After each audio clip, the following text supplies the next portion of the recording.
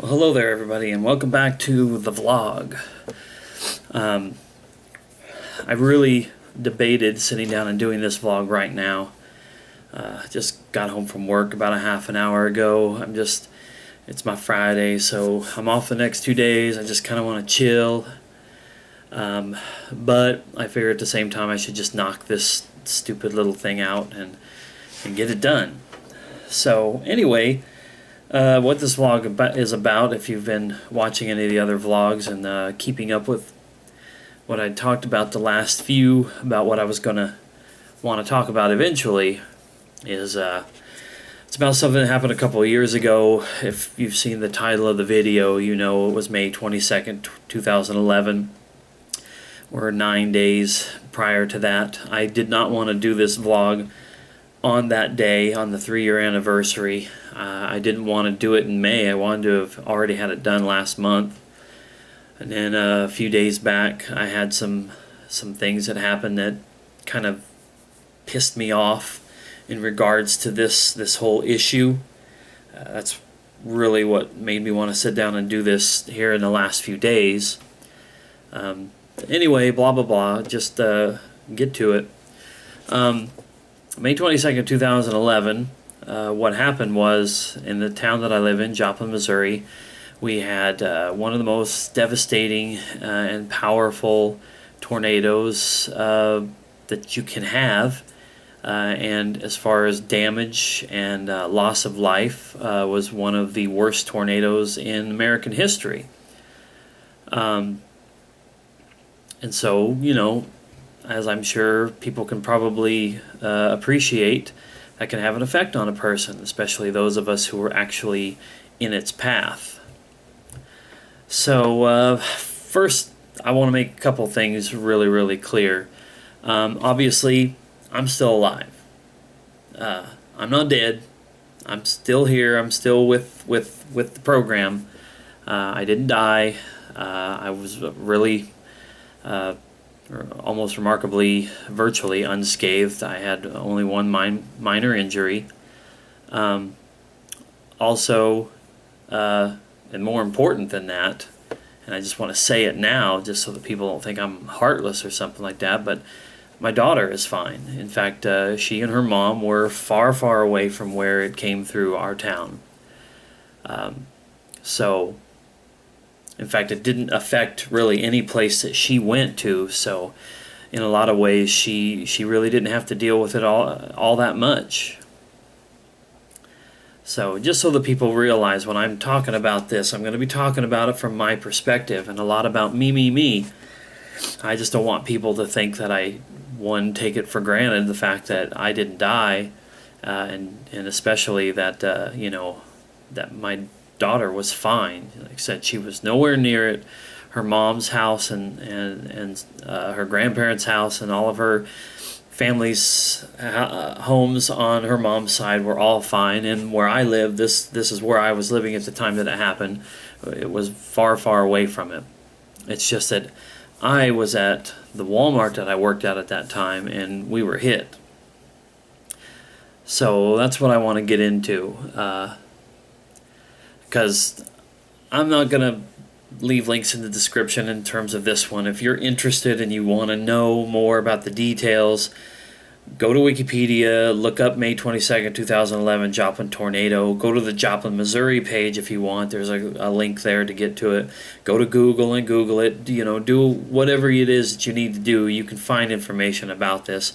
I'm not going to sit here and spend a whole lot of time talking about the tornado itself. I can tell you that afternoon, it was about 5:20ish or so, it dropped out of the sky on the western side of Joplin. It proceeded to, just like a gigantic lawnmower, just mulch its way right across the city, all the way through the center of the city to the eastern side of the city, out of the city into Duquesne and the neighboring smaller little towns, and went so far out there and then went away. It was like it just purposely focused. If this was Joplin, it just focused right on that and nothing else. Some of the statistics that I remember off the top of my head are somewhere they said, I don't know, I've heard numbers anywhere from 18 to 25% of the town, like homes and businesses and whatnot, were destroyed. I don't know how accurate that is. The final death toll was like 161 or 162. That's people who died that day, people who died in the days afterwards from injuries sustained in it, people who died as a part of the recovery effort in the days afterwards, including, I believe, a fireman who was struck by lightning the next day while attempting to help rescue people, and the people who died from the weird, like, bacterial thing that happened. It's mind-boggling to even think about something like this could affect you after a natural disaster like this. But people who were struck by things and were cut open, had an open wound or whatever during the course of the tornado, then had some sort of bacterial stuff in the ground or in the trees or in whatever that would fly in and ended up getting inside of people's bloodstreams and killed them later on. It's just as if it isn't horrible enough that a tornado could come along and do all this other damage and harm people in so many different ways, but even something like that could happen. So anyway, like I said, it was just over 160 people who died. My intention with this video is just to kind of talk a little bit about what I went through and how that has kind of, I hate to use the word haunted because I'm not here to give my sob story when so many people had so much worse happen to them, but I do have to deal with these things on my own, since then. So that's what my point in rambling on about this in the dark. Anyway, it was a Sunday, unlike any other, as I like to put it. Back in those days at Walmart, the Walmart I worked at back then, for the most part, the managers were cool enough about scheduling that they would go in and make sure that the department was covered when it should be, and people who'd been around longer got the schedules that they preferred, the actual, like I preferred morning shifts at 7 to 4. That's what I had for years before, with only the occasional hiccup. But the manager that had just come over us a few months prior, or a few weeks prior, I don't quite remember, he was newer and he wasn't going to have that. It was going to be the schedule that popped out, and, seniority be damned. Not that Walmart recognizes seniority anyway, but the managers are usually cool and try to work with us. Well, I ended up being scheduled for a 1 to 10 shift that day instead of 7 to 4. That's foreshadowing a little bit a few scenarios I want to lay out about how things could have been so much different. So anyway, cutting to the chase, I go to lunch at 5 o'clock that day. Knew that the weather was bad. Complacency had set in from years and years and years of living in this town and having bad weather all around us, but it seemed like the storms would always go north of us, they'd always go south of us, they would be coming like this, and here's Joplin, and then they would split, and they would go both, but they would just never hit us. All these years that I've lived here, since 1999, we've had bad storms hit us, but all the tornadic activity always seemed to go north or south of us. Just bizarre and saddening for someone like me, and I'll get into that here in a minute, but it's sad that I even felt guilty of, just believing that it would always go somewhere else and never affect us. So anyway, the weather's bad. It's 5 o'clock. Normally, in those days, I was going home for lunch, sitting here in my house, watching TV, getting on the computer here, just frittering my time away, because I just didn't want to be there at work, and I wanted to break from it. That's what it's supposed to be. Fuel yourself up with some food, take a break, rest yourself, and then come back refreshed for the rest of your shift. So normally I would go home. Problem was, my dad had come to town the night before. Stayed here at my house overnight and was here during the day. And I was already in a bad mood because of the later shift. And, if you've picked up on any of these other vlogs, my dad and I have our interesting relationship. I didn't want to come home for my lunch break and try to relax and rest with him wanting to ask questions about stuff and wanting to, like I said, I'm a bad person perhaps, but I just didn't want to visit and catch up with my dad. I just wanted to veg out and not think about stuff. So I elected to stay at the store instead of coming home. I would have left at 5 o'clock and I wouldn't have been back here until 6 o'clock, or back there to Walmart until 6 o'clock or after. Tornado touches down on the western side of town around 5:21 or 5:23. Gets to Walmart in that area by about, I don't know, I think it was like 5:45. The point is, had I not been, I don't know, selfish or whatever about not wanting to come home and visit with my dad on my lunch break, I would have been here at the house and far, far away from all that stuff that happened. My trooper wouldn't have been blown away, never to be found. I had bought a 2001 or 2002 Isuzu Trooper in January of 2011, and in May of 2011 it blew away and was never found. If I had come home, everything would have been fine and right with the world. But like I said, I elected to stay there at the store because I didn't want to come here and deal with my dad. So, about halfway-ish or so through my lunch, I decided to get something to eat, and was eating some popcorn and shrimp. Not a time goes by that I look at or even eat some popcorn and shrimp now that I don't think about that day. I went back to the photo center and was hanging out with my friend Doug. And I don't remember what we talked about. There was a little bit of talk about this weather and stuff. And, then the Code Black page came across at the Walmart, which means there's bad weather, there's a tornado warning, there's, everybody has to take the procedures, have to go into effect for what we do at Walmart. So we had to go to our designated place, and once again that complacency kicked in, and I was like, I'm just going to stay right where I'm at. But eventually one of our zone managers came along and told us that we all needed to come back to the same area, so we gravitated over into electronics. And at first I started to go back behind the register. In fact, I think I may have thrown away my popcorn shrimp cup because I was done in the trash behind the register in electronics, and I stood there for a second thinking, well, maybe I'll just stand right here. Well, then I noticed my friend Doug was over in this aisle on the other side, so I decided to walk over there with him and, wait. Nerves were starting to summon up a little bit, as it always does. It doesn't matter if the weather never came anywhere close. I always had the nerves.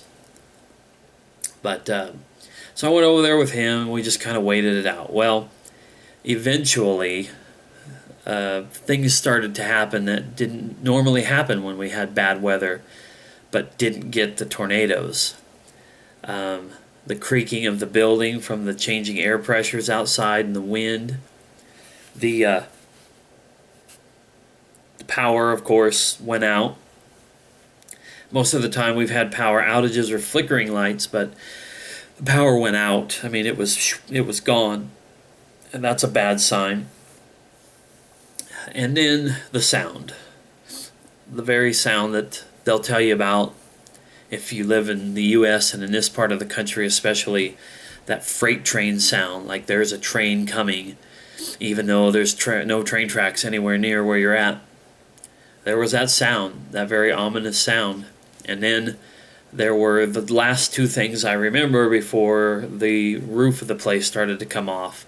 One was the ripple of the ceiling tiles. I don't know if any of you are into, if you shop at Walmarts, a lot of the newer Walmart's stores have open ceiling plans. There's no ceiling tiles. You just see all the way up into the rafters, and you see the sunlights and all that kind of stuff. But this store was a somewhat older store, and it had ceiling tiles still. Well, those ceiling tiles literally lifted up out of their little squares. Lifted up in succession like a ripple effect, but fell right back down into place. I swear I don't remember a single one that went up and turned or fell down. They all just and fell right back into place. And then I heard the sound of a guy named Roger, who was, I don't remember what his position there was. He was some sort of like zone manager or whatever. And he said, it's here, everybody get down. And it's one thing to just hear somebody say words like that, but Roger had a very unique voice. He sounded like he could have been related to Steve-O from the Jackass show. It's kind of gruff and gravelly. And when he started to yell that, and I started to see the front corner of the building ripping off, it was like hit the floor. Now, all I can really tell you about that part of the tornado was things were bursting apart. You could feel wind. You could feel commotion. Of course, you could hear people screaming and yelling. And eventually you started to realize that you could feel not just wind, but like water from the rain that was coming in. You could feel what it felt like if you were standing outside in a windy storm. Only we were sitting inside of a Walmart store on the ground. I don't remember there being explosions. I don't remember there being the sound of things clanging all around. Although afterwards there were a lot of metal girders, rafters, whatever that had come down and were on tops of the aisles and the shopping carts that were around us. I contend to this day that a lot of things like shopping carts and those little aisles that we had in electronics saved a lot of our lives, because that stuff otherwise would have just came down on top of us. I remember after a little while me being very, very pissed. The fear was still there, but I started to become very angry. And the reason for that is because I didn't mention this before, but starting about 1988, when I lived in Florida and we were so close to the Gulf of Mexico and the hurricanes, I started to fall in love with meteorology. I was an avid Weather Channel watcher. I read books, both fiction and nonfiction, that revolved around weather phenomena, scientific journals, just like everything. That's what I wanted to do. I wanted to study meteorology. I wanted to learn how to predict, weather patterns. I wanted to learn about the climate. I wanted to learn about severe weather. At one point I was even like, man, I want to be one of those guys who chases the storms. I want to be one of those guys who flies airplanes into the eyes of hurricanes. That's what I wanted to do. I was just exhilarated by it all. And it went for years and years and years, but of course, my time in college came and went after 2 years, and I wasn't anywhere close to a good school for meteorology. So anyway, even though I didn't get to go to school and do that, even though it has never been a career of mine, I feel like I learned a lot and picked up a lot. I knew a lot about what was going on, and I knew that most of the time with tornadoes, it's over pretty quick. 15, 20 seconds maybe, and usually it's over. This was going and going and going, and I was getting very angry about it. I was yelling at the storm to just pass, to just move on, leave us alone almost. It was very disconcerting that it was taking so long, because I thought that was one thing I was armed with, was my knowledge of how this stuff works. But see, most tornadoes are smaller and they don't do this kind of damage. This was a tornado that was like, at least at one point, 1 mile to 1.5 miles wide. Soak that in for a moment. A lot of tornadoes can literally be no bigger than, like, say, this room. But this one was 1 mile-ish wide. It was huge. It was a monster. It was EF4, EF5. I think there's been some debate over whether or not it maxed out. EF5, I believe, is 200+ mile-an-hour winds. And that'll do some damage, damn it. That'll freaking tear shit up. And to be that big, it was just like a monster. And I'll contend to the end of my days that we were lucky at Walmart because we weren't directly struck. I think we got an outer corner of it, or we may have even gotten one of the, I think they call it vortex tornadoes or something like that. Anyway, sometimes big, massive tornadoes will have little tornadoes dancing around on the outside of it. I contend that has to be what took my trooper away, because I'll try to visualize this with the window shade back here. If this window shade was Walmart, and this was the side of the building that got hit, this big tornado comes across here. In the meantime, my truck is parked up here. It's nowhere close to where The building itself got hit, and yet my truck parked way up here, gone. Vehicles around it still sitting there. My vehicle gone. The only way that could happen is for some other outer little tendril tornado thing coming down and throwing it away somewhere. So anyway, at one point while we were inside the tornado, everything started to calm down and people started to get up and be like, okay, it's over. Well, Roger's voice called out again. He's like, no, guys, we're just in the eye of it. Don't get down. Don't get up. Everybody stay down and wait. Within a couple seconds here, it started again. And even more of the roof was gone. Eventually, once that part had passed and I actually looked up, because I never looked up while we were in the middle of it. But when I looked up afterwards, I was just looking up at the sky. Rain started to fall. Hail started to fall. People were starting to get up and move. And I realized that something was on my back. It was the TV wall from my electronics department. When the roof went, a lot of those walls around us came down, and they landed on top of those aisles above us. And I had a TV on my back.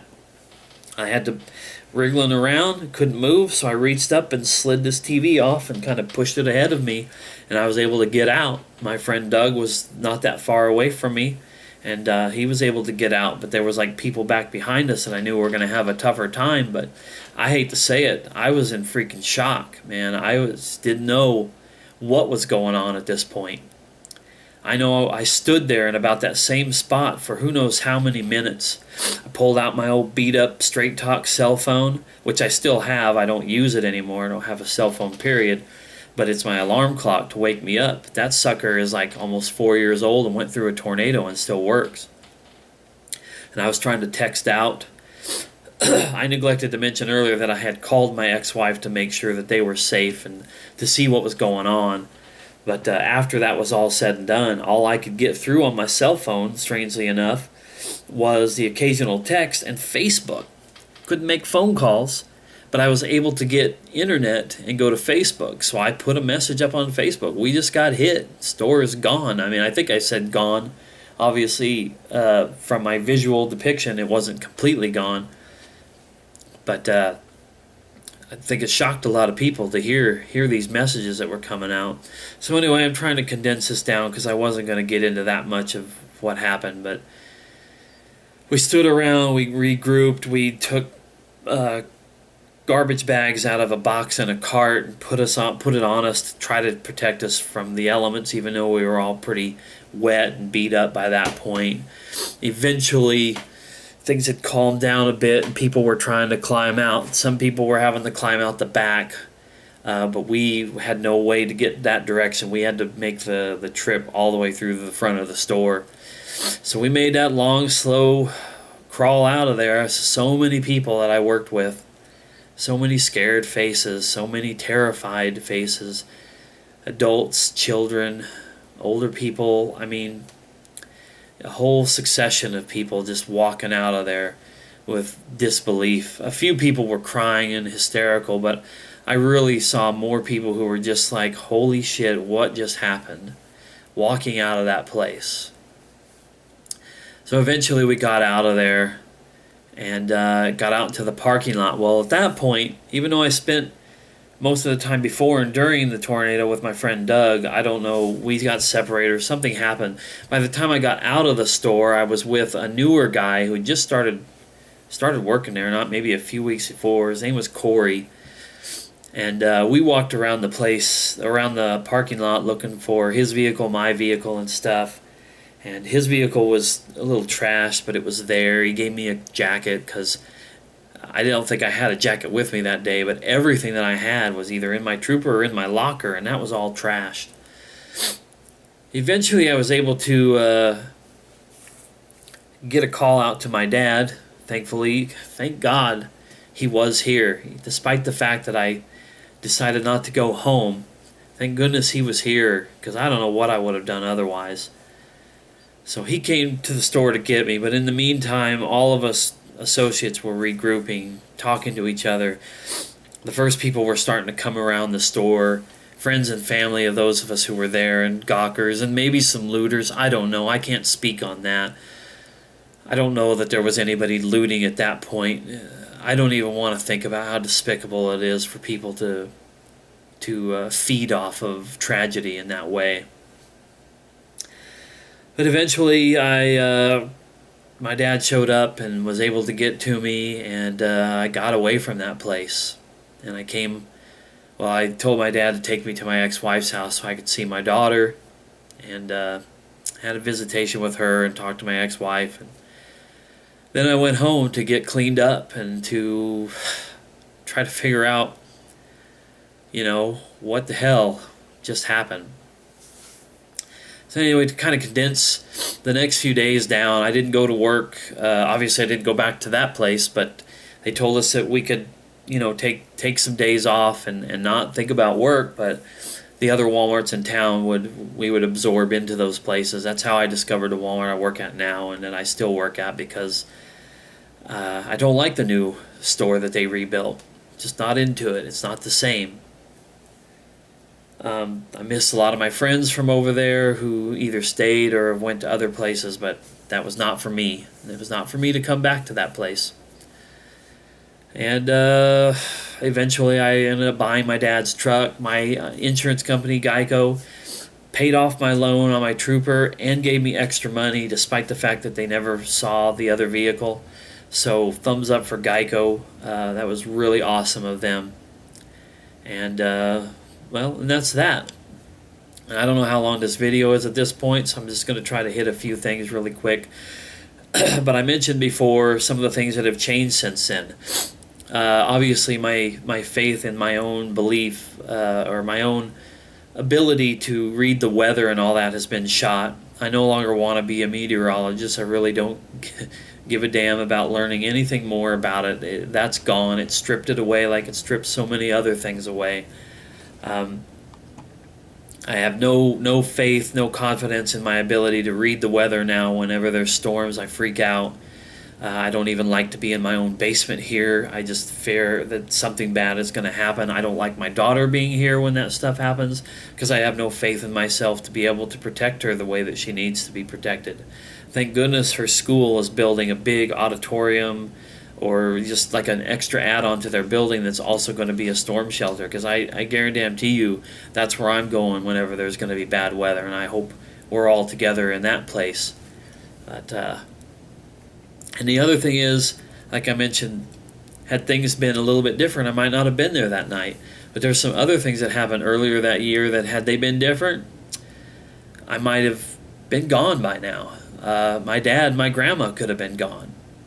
That's the thing that happened. First of all, there was something that I may talk about another time, something I thought was going to have me moving away from here in the early part of 2011, and I screwed it up, and I failed big time.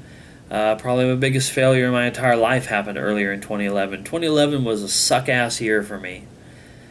But I would have been moved away and out of state. I might have been far, far away from all of that madness.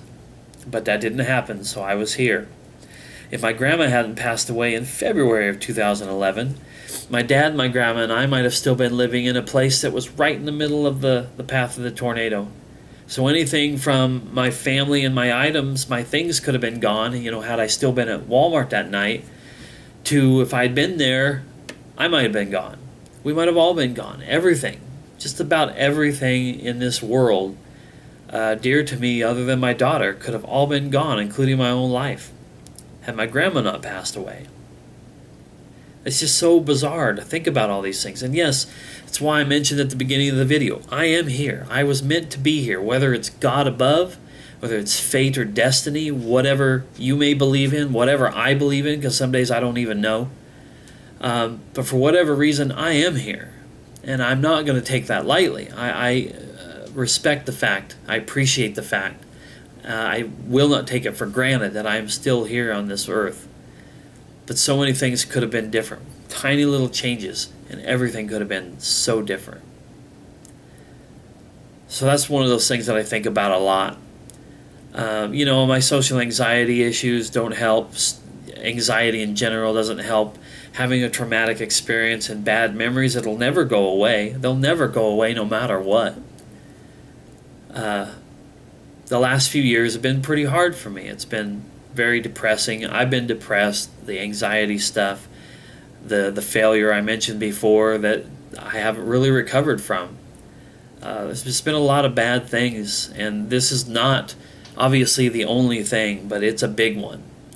And no matter what I do, I hope I go on to live till I'm 80 or 90 years old. I want to remember that this happened, but I want to try to take positives away from it. And I struggle with that a lot, I really do. I was angry the other night about those people who were joking about tornadoes and shit. And their ignorance is the reason for it, but it just affects me at every turn, at every corner, every time lights flicker, every time thunder happens, every time a weather alert goes off or they are predicting that we'll have bad weather. This comes back to haunt me. So I just wanted to share that. I just wanted to talk about it. I wanted to get it out there and get it behind me now. I don't want to talk about it anymore. I'm making a promise to everybody and to myself. It's the last time I'll dedicate a video to the tornado. So I guess that's it. This has gone on really long. Who knows? This may be too long and it won't even upload.